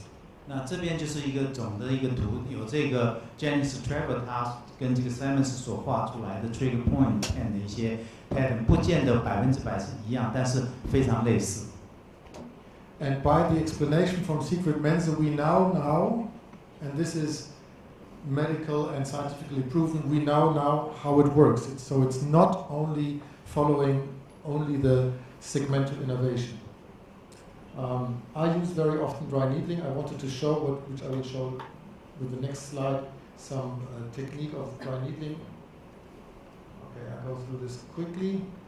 So if I would do an examination, I would make just the normal orthopedic, or let's call it neural orthopedic examination, to exclude if there is a structural lesion, and especially make sure that there is not a sensomotoric deficit, of course. Of course, any kind of nerval lesion can cause a referral of pain, but it's not the only reason. That's why I point this out. So, and I will search for functional impairment and also for local painful points, which I, in most of the cases, would call trigger points. 所以他做 examination 的时候，他自己本人会先排除掉这种 structure 的这种 lesion， 然后呢排除掉这 sensomotoric 的 deficit。他专门在寻找 functional 的 impairment 及 local pain points。And typical complaints of myofascial pain syndrome is a local pain, of course, but also a referral of pain. Tearing pain is something you hear often, and impairment of articular movement, feeling of muscle weakness without loss of muscle tissue, and this is very important, dysesthesia, which means it can be hyper but also hyposensible. 那这边都是一般听到的一些 typical 的 complaints 这个 myofascial 的 complaints，前面那个都很清楚，最主要是最底下那一行，它的等于是 sensibility 会改变，就是它的 它有的时候会变得比较 more sensitive 或者比较少，这个 sensitive 的感觉会比较低，或者是变高了。Right. And very often people suffer from pain conditions that we know from these typical enthesiopathies. 那么这边我们都知道说，他们一般的 complaint 大概都这些都是这个它的原因都是由这个 enthesiopathies 造成的。Right. Usually we would go forward with a palpation, including looking for a taut band, and then going along that taut band that has been palpated, searching for a nodule, a thickening of the muscle, which when we do a proper stimulus like compression might cause recognition or a referral of pain. 那这边是他做 palpation 的大概的方式，从那个 taut band 就是颈带区那边开始，然后底下走到这个比较松弛的 muscle 的 fiber 这边找一些个结节 nodule 这样子。And it is not that we can detect with simple palpation every shortening of a sarcomere, so it's more that there must be a trigger point complex with many sarcomeres shortened in that way. 所以它是主要是以 trigger point 它是由那些整个加总起来的这样的一个 trigger point， 就包含了这个 taut band 啊 nodule 啦这些的几个 trigger point 都要把它找到。So this is what I've just explained. Taut band, tender nodule recognition, and referral of pain are the typical features. And local twitch, I just would like to demonstrate. 那这边就是他刚刚讲 local twitch 局部抽搐的这样的一个情况，那他播一个影片出来。Well, this is a very thin man. 这是很瘦的一个男性。And if you palpate a trigger point, it comes to a local contraction, which is not the whole muscle that is contracted, but just that fiber. 这个 contraction 不是整个 muscle， 只有那一条 fiber。And I just say it's a thin man because most of the cases, even if patients have these trigger points, you cannot see it because in most of the cases, at least in my hometown, the patients have some subcutaneous fat lying above that, so you cannot see it. 所以他是特别用一个比较瘦的人，他是比较胖的人的话，你就看不到这样的一个 twitch 的现象。And you can elicit this also at the forearm muscles, for example, but the fiber themselves of the gluteus medius, of course, because it's a very big muscle, are thicker, so that's the reason why you can actually see it quite nicely. 所以像这边来讲的话，它整个当然他说手背那边也会，如果有这样的一个 twitch 也看得到，但在这边的话，它这个 fiber 是比较清楚的，所以它等在 twitch 的时候你看得见。So when do we think of muscle pain? We think of muscle pain when patients complain about pain when they activate a muscle, like a muscle contraction, of course, when we do a stretch test, and of course when we do a compression of a muscle. 所以我们是怎么去判断它是 muscle pain 或者是 myofascial pain 的话，它就是右边这边列出来的。你 activate the muscle， 它是在 contraction 的时候它产生的 pain， 或者是 stretch 一个 muscle 的 pain， 或者是压缩一个 muscle 的 pain。So the problem is not that we maybe even don't think of it, but this is the starting point. The problem is that in our country, medical doctors tend not to touch the patient apart from the joint. So most of the examination will include a joint, maybe a tendon that you do the palpation, but nobody will start palpating a muscle. 所以在他们国家的话，一些医生的话，一做这个 palpation 触诊的话，大概都是碰 joint， 顶多是到 tendon， 那么很少人 touch 到 muscle。 And so I think we should, first think of that also muscle can cause pain condition, and then maybe also start examining muscle systematically. 因为 muscle 也会造成 pain， 所以他们应该来考虑系统性的来考虑去这个做 muscle 的 palpation。So this has been published from the German Ministry of Health. These are the figures from 2005 and 2010, that we have a huge increase of the operative procedures on the musculoskeletal system. 这边是德国的卫生署所公布的05年到10年的这个它整个在德国的 operative procedure 的整个数字。So it seems that more and more operative and surgical procedures are used to treat patients' pain condition, and we have to think that this produces a lot of high costs. And what is very cost effective is the operation itself, the days of work. This is expensive, and also the complications. 那这边就是证明说，它越来越多的 surgical procedure 造成很多成本的增加，还有在这个恢复期的增加。So we have an increase. This is just something mentioned by insurance company within 3 years of 28% of some surgical procedures. There is even a higher number of increase to be seen, and this was mentioned in 2010. So if you think that already in the year 2000 there was a committee of national experts that they agreed altogether that it is a too high number of operative procedures for the treatment of back pain. 那这边是2010年的一个数字哈，你看它在2000年的时候，本来大家在国家的这一个专家的委员会的开会的时候已经同意哈，不要有那么多的这样的一个 operative procedure， 但是到10年的时候还是更增加了，所以说变成是反方向。So the reason why I point this out is because I think if we get a different approach for the understanding of our patient's pain condition, we might be able to be a little bit more reasonable to offer medical treatment, and especially if we think that independent experts, if they were asked, can you explain this high rise of the number of operations, the answer was no medical or demographic reason for the number of operations was available. 所以他这边当然是就是倡议说，为什么会越来越多的这个 operation？ 那么应该有一些独立的这个专家的这个 opinion 等等这些。So one explanation would be, yes, there is a pathology that causes the pain condition, and in most of the cases the pathology that would be mentioned would be lumbal disc hernia, right?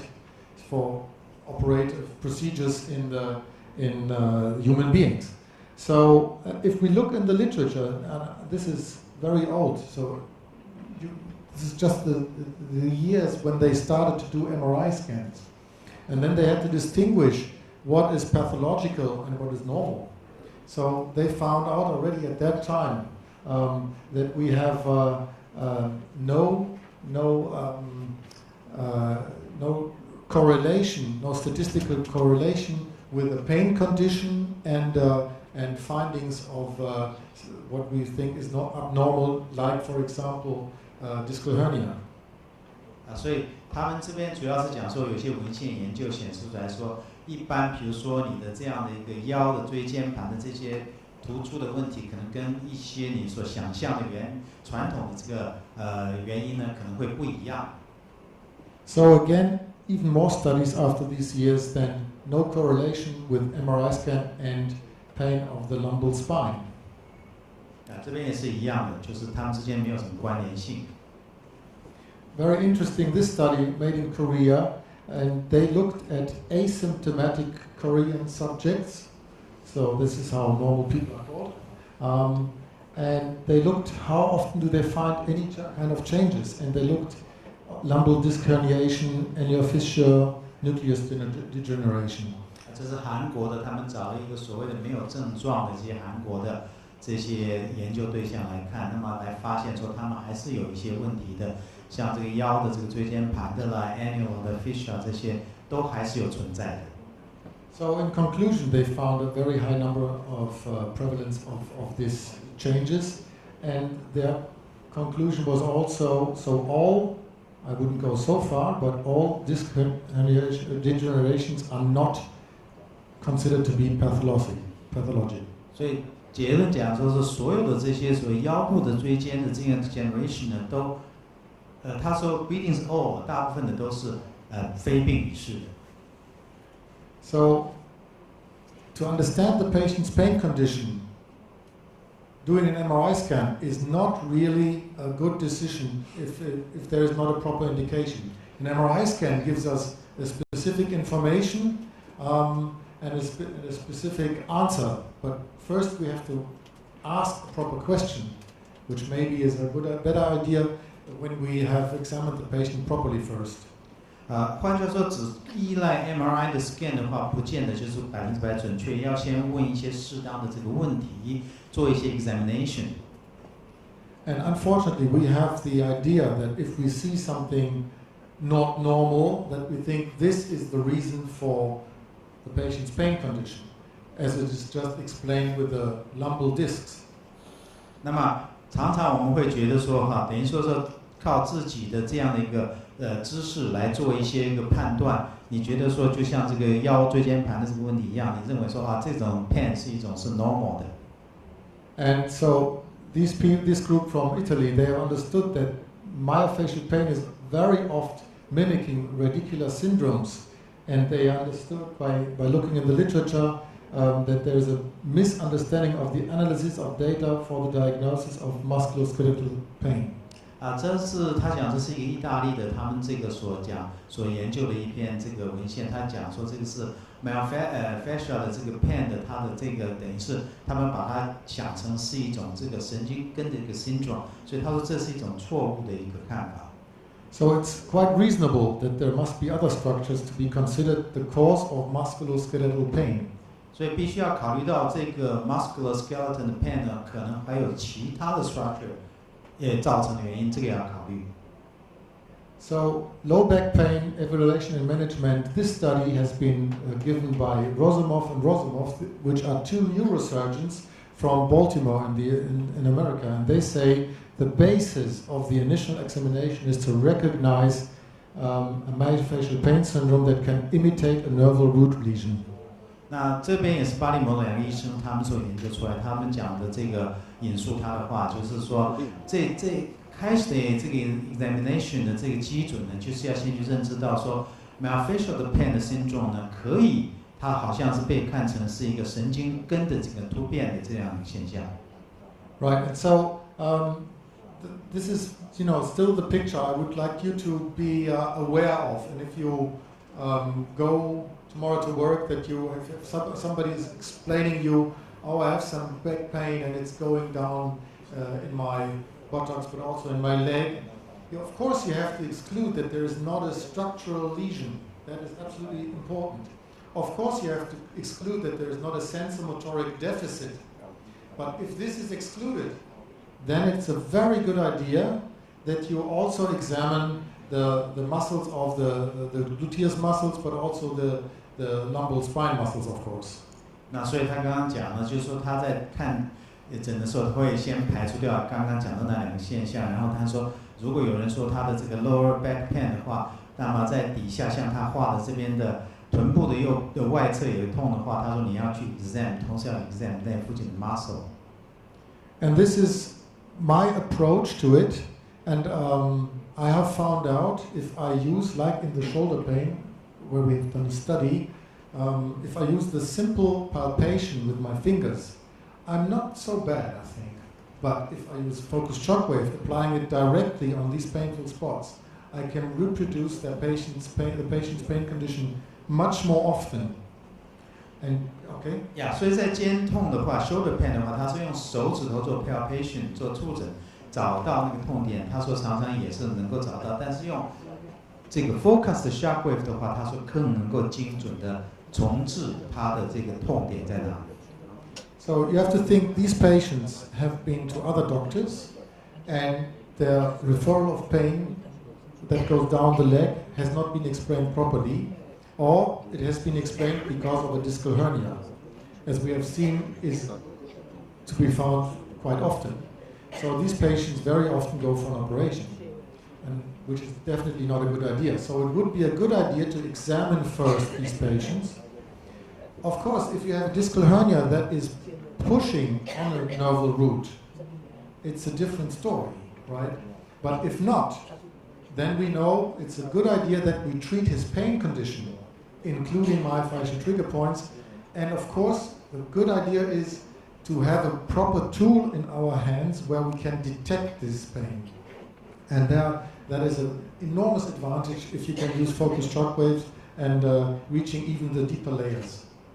所以简单讲就是还是强调，如果说你有一个适当的工具，你就不会去误判它。比如说刚刚讲的椎间盘突出，如果它没有去压到 nerve root 的话，那么你就不应该去开刀，那可能只是 muscle pain 的问题，或者是 tendon 的问题，要有一个适当的 tool。Okay, I know that you have to go, right? You said at 6 o'clock.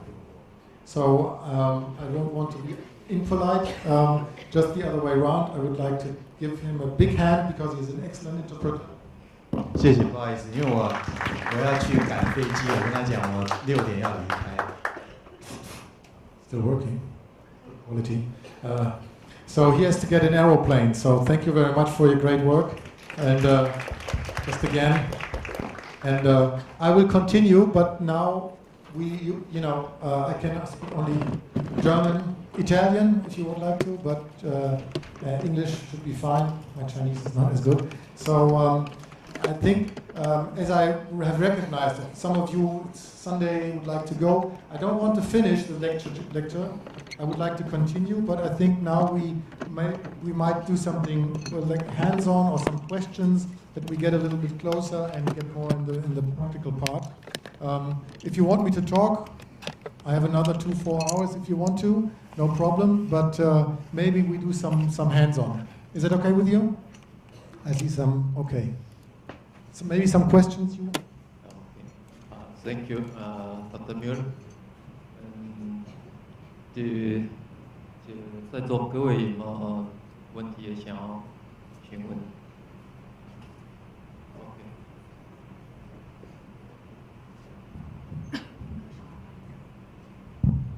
One of my patients, she complained of her low back pain for a long time, for about 3 months, and after medication, she didn't have much improvement.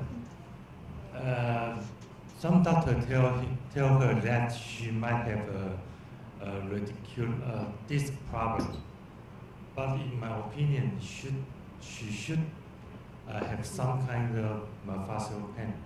And I give her for 3 courses of shockwave treatment, but her symptoms seems to reduce a little bit, but easy to recur. What's your suggestion for my next steps? Thank you. Right. Of course, I would ask you first. You did 3 treatments of what? Shockwave. Where did you apply the shockwave? I have a machine of shockwave. Yeah, but where did you use it? On what part of the body did you apply the energy? Mostly the gluteal muscle area and the iliotibial band. Yeah, iliotibial band. Right. Not a bad approach. I would always, try when I approach a patient to reproduce his pain condition. So if you say already, I've treated soft tissue, I've treated muscle, fascia, whatever is in the way there, of course I would ask you, now from the trigger point standpoint, I would ask you, have you been able to reproduce the patient's pain? And you might say, yes, I was able. Maybe you have been able to reproduce the referral of the pain? Yes. Okay, so if you ask me then this, I might show a few pictures, okay? But I have to step forward.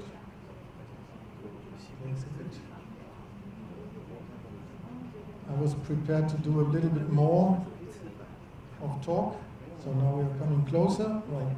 So if we think about the radiation of pain, also we have to think of local pain, from which we know can be caused by typical erector spinae muscle. But in most of the cases, these are, especially in chronic pain conditions, these are not the most important structures. And especially, I have to say, we have to think of the abdomen as well as a reason for pain of the trunk. Because just think again of the functional unit, right? So the spine and the spinal muscles from the back are not the only muscles, right, that are as a unit giving stability to this trunk. So think also of the rectus abdominis as a typical pain, and in very often, and this is as it is described in the textbook, very often this typical pain, the patient would complain like, it is running down my back like a belt, right? Like this direction is very often related to a pain condition from the ventral, from the superficial muscle, from the ventral part. This is one step, but the maybe more important, you will allow me to run through this. Maybe more important, so you've seen some animals. I use this picture. For me, the iliopsoas is the key muscle of chronic back pain. And why is this? Think of the anatomy first. Basics anatomy. So where is the psoas muscle coming from? The insertion is the ventral part of the spine, right? And it's not only the bone, but it inserts also at the discs. So that's the reason why we have an understanding. Of course we have pulling forces from behind, but we have also pulling forces from the front, which will not bring our spinal system in the right position if there is any kind of impairment. You understand that? So if we start from the anatomy, we already have an understanding that this muscle can be important for a back pain condition. Not only by the simple function, but if there is a dysfunction, that there are more pulling forces, that this can be a source of pain, right? So even more, we know the anatomy, just again, even more like this, we know it goes together with the iliacus muscle on to the trochanter minor, and is the most powerful hip flexor. So also this is again important, that for any kind of impairment of the pelvis or the hip, it can be important. So I run through this. I call it the key muscle of back pain, just this again. And Janet Trovell, she has called it the joker of back pain. And joker is a nice card maybe it's winning, but she was thinking more of this guy, like joker of back pain. So, and I think it's quite a better understanding if you know that this is not a nice guy actually. So we know that this is a typical referral of pain, is the psoas, and it's for back pain, but also for pain or groin point pain. And the approach is not easy, of course, because you have to travel very completely through the abdomen, heading with your fingertips to the ventral part of the spine. But if you go there and if you examine her properly, very, very often you find trigger points there. And now we come to the point, can we reach that with focused shock waves? Now the other doctors, you had a talk about shock wave.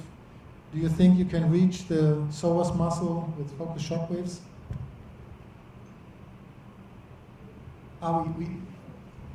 But you are an expert, so you use often shock waves. Can you translate, please? Right, but by your idea, do you think you can reach the psoas muscle?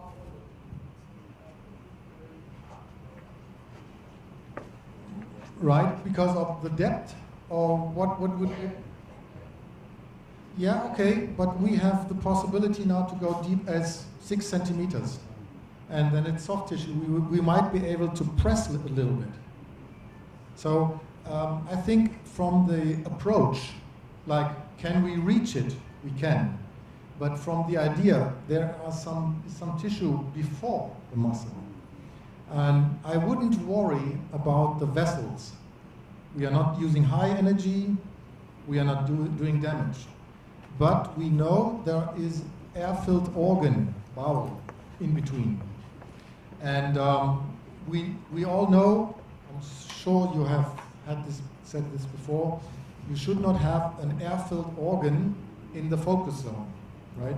So that's the reason why if you ask me, shall I treat with shockwave the psoas, I have to say, maybe in the next years, because we are using low to middle energy, we find out that there's no problem because we are not doing any harm to the air-filled organ, which would be the bowel. But I know some doctors who actually do that, but I have to teach. I have to do it officially, so I know if you would go there, you would compress quite hard. Maybe then there is nothing with air in the way, and then you can treat it, but I would be, very, very careful. So our approach is more, so also in sports people, this typical pain in sports people is not only related to the adductor muscles, like the pectineus, which is shown here, but it's also very often this typical groin pain, also related to a pain condition caused by the psoas muscle. So keep that in mind. So a deep palpation includes that that you try to get as much as you can, the tension out of the abdomen to reach the deep psoas. So that's the reason why we have this flexion of the hip, okay? So then you can go even deeper, and then you can even palpate the iliacus, just going around the iliac bone. And this would be the palpation, and this is what you can actually reach with a focused shockwave. Patient lying aside, the bowel will follow downwards, and then you can go with a piece just around the iliac crest, and then in the direction of the muscle and the iliac trigger points. So this is officially allowed if you think of treating the iliopsoas muscle, but think of the treatment also with other techniques like ischemic compression technique, muscle release techniques for the psoas muscle. So in chronic back pain, think of the ventral stabilizing system, think of the rectus abdominis, of course, but also, very important, of the key muscle for chronic back pain, which to me is the iliopsoas. Okay. It's a long explanation, but you asked and we have some time, so any more questions? Dr. Müller, have you ever compared the effect of local treatment like the dry needling with the shockwave? Since I think the local injection has one advantage to present the local twitch response, which shockwave can't. That's right. Although I don't have a good video, so I cannot show, but sometimes I even can elicit a contraction of the muscle, which is a kind of local twitch. But in rare cases, that's true. So if you want to treat specifically a structure in the muscle that you call trigger point with a needle, then you should elicit a twitch. That's true. So then you are precise. Some people say, oh, I do trigger point injection, and they have never done a local twitch, so they do a muscle injection, which is not forbidden. But so I totally agree with you that in very rare cases you can elicit a local twitch with a shockwave. If you ask me about the comparison, so my results with chronic pain are better with shockwave. Acute pain, like patients complaining 4-6 weeks about pain condition, I think dry needling and is almost as good as as shockwaves. And indeed, you know, you have to think, if you offer to any of your patients immediately shockwave, which is expensive, I think it's not fair. So try the first steps first, and then the shockwave. I mean, shockwave would do better. That's my opinion. But you know, if it's not a chronic pain condition, I think you should start definitely with a dry needling technique. So that's a good idea. And I very often combine. Like I have patients with a tennis elbow, and I have a certain number of time. So I know important muscle for tennis elbow pain is the supinator. If you look even in the literature, and supinator is often mentioned very often in chronic lateral epicondylitis. And so the supinator is not easy to be reached with dry needling or with palpation techniques because it's underlying all the extensor muscles. So then I will treat the bony structure and the supinator and maybe 1 or 2 trigger points with shockwave, and then I would have done already 3,000 impulses. And then the rest of the extensor muscles I would do with a dry needling technique. So this is my approach, if you ask me. Any more questions? We can also, if somebody just mentions now, oh look, I have a bad knee or bad foot or wrist, ankle, whatever. So in Bangkok 2 days ago, we had a young girl, an athlete, with acute back pain, and she was in the national team of gymnastics, and acute pain. That's the reason why she came in and was seen by one of the doctors of the hospital, and he was also in the lecture, and then he asked me, do I want to see her and to do a short demonstration, which I did then. And the idea was, okay, you know, treat only the back. But she had really very, very great hardening of the muscle of the psoas muscle. And then if we were then asked her, she says she has since more than a year on and off some back pain condition. And sometimes more and sometimes less. So it's a good idea really to think of muscle pain as a reason for a pain condition. It's a good idea to examine it. It's a good idea to, you know, first start that you not only think of it, but also start to put your hands on muscle tissue. I'm a trained orthopedic surgeon, I mentioned that. We tend to do good examinations, but we exclude muscle. So this is, unfortunately, we are a bit limited in this. We tend to look only at the structure, but not at the function. So this is a limitation we have. And if we use only MRI scans, only ultrasound, only radiological pictures, we are limited. I don't say that, you know, looking at myofascial trigger points will explain everything. That's not true. But it's, you know, it's a better overview, and if we do it properly, we will even get reproducible data. This is important because if we want to do studies, it is more important that the patient says, "Oh, this is exactly my pain," and you can show that the stimulus is not coming from a joint structure, maybe also from a joint structure, but also from a trigger point. And the best approach for this as a specific stimulus I've found so far is focused shockwave. This is absolutely the best approach, and this is a huge advantage if you can use this not only for the treatment, but also for the diagnosis. This is a big, big step forward. And you know, the person who will understand this most is the patient.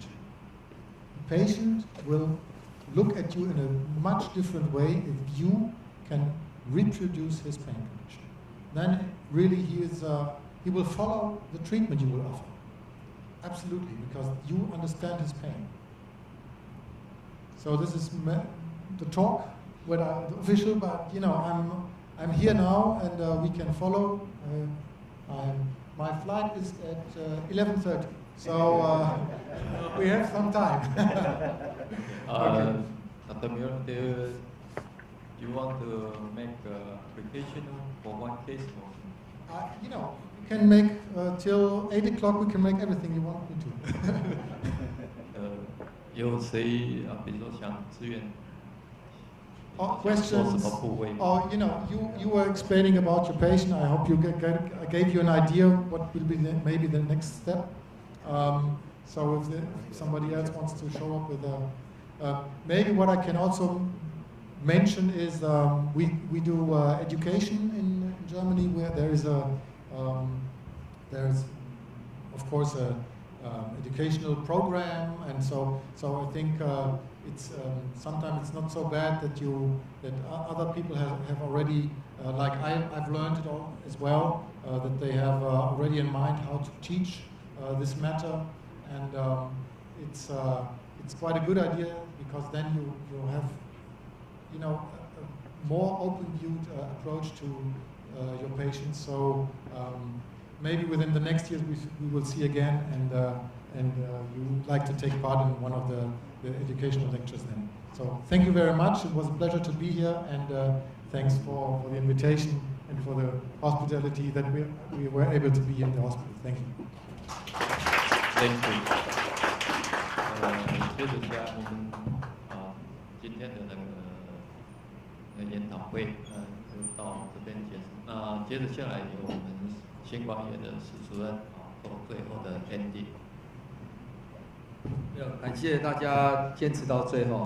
然后我们今天从那个震波的那个最基本的原理，跟到最后最临床、最顶尖的一个治疗的模式跟大家都介绍了那希望大家这个有所收获那我想就这样子了那希望有机会我们可以在震波的这个路上再好好的治疗我想这个震波在我们如果以我们骨科医师来讲的话，它是从就是从我们不用手术到最手术之中的一个非常重要的一个过程，就是它可以治疗太多的疾病，然后所以我自己也从这边学到很多，然后希望大家也可以真正把它运用到你的临床上面，谢谢。OK， 谢谢。